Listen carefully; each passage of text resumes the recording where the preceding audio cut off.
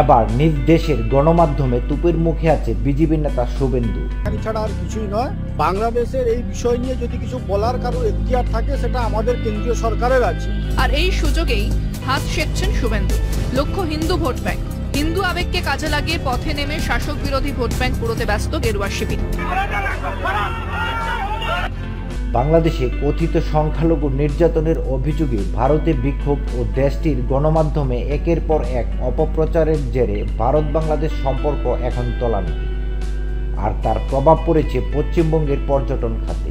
বাংলাদেশি দাদা না আসলে না কলকাতা সব ভুকা মরে যাবে। মিডিয়ার মাধ্যমে আমরা দেখতে পাচ্ছি নানান রকম সেটা গুজব না অরিজিনাল, সেটা আমরা মিডিয়া ভালো জানে এটা। তো এইটাকে এর থেকে বিরত থেকে দুই দেশের যাতে শান্তি বজায় থাকে। প্রায় শূন্যে নেমেছে বাংলাদেশি পর্যটকদের সংখ্যা, তাতেই মাথায় হাত নিউ মার্কেট চত্বরের ব্যবসায়ীদের।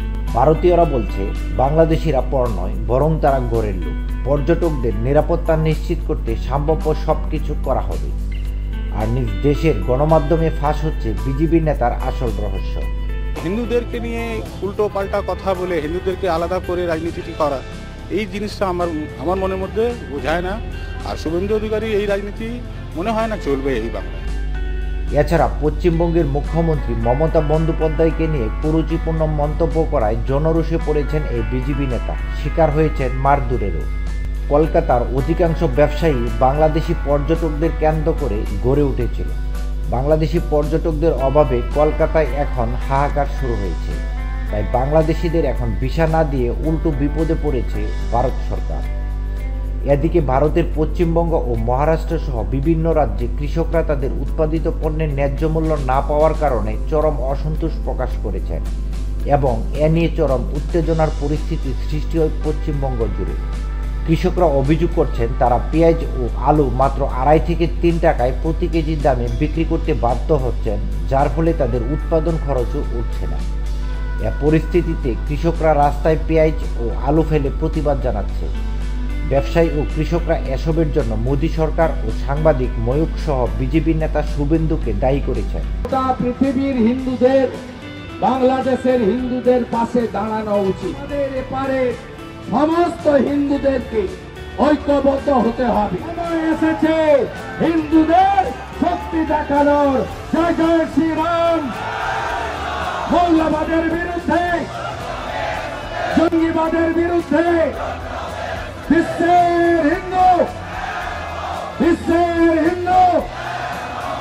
এছাড়া ময়ূকের বাড়িতে হামলা ও তার বাড়িকে পাবলিক টয়লেট বানানোর দাবিও জানিয়েছে তারা। ভারতীয় জনপ্রিয় গণমাধ্যম কলকাতা টিভিতে শুভেন্দুর বাংলাদেশ নিয়ে একের পর এক অপপ্রচারের বিরুদ্ধে বিশেষ প্রতিবেদন প্রকাশ করে। গ্রামবাসীরা বেরিয়েছে, তা আমার কাছে গ্রামবাসীরা বেরোলে শুধু আমার ক্ষেত্রে আপনাদের আপত্তিটা কেন?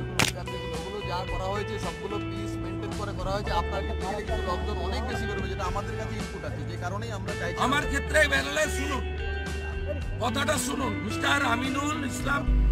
বাংলাদেশ থেকে হাসিনা সরকার চলে যাওয়ায় মোদী সরকার বাংলাদেশের বিরুদ্ধে প্রতিনিয়ত যে প্রপাগান্ডা দিয়ে বাংলাদেশের সাথে ভারতীয় জনগণের মধ্যে বিভেদের দেয়াল তৈরি করছে, তা নিয়ে কিছুদিন আগে ভারতীয় পররাষ্ট্র সচিব বিক্রম মিশ্রি বাংলাদেশে এসে সম্পর্ক উন্নয়নের চেষ্টা চলছে বলে মন্তব্য করেন।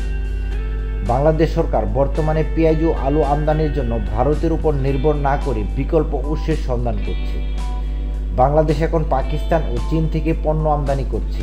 এছাড়াও আরও 4টি দেশের সাথে নতুন করে আলু পেঁয়াজ কেনার কথাও চিন্তা করছে।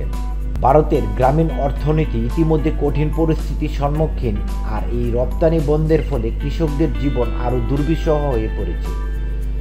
জনসাধারণের সুরে তাল মিলিয়ে একই কথা বলছেন বিশেষজ্ঞরা। এই দুর্দশার জন্য সরকারের নীতিগত ব্যর্থতা এবং মিডিয়ার অপপ্রচারকে দায়ী করছেন তারা।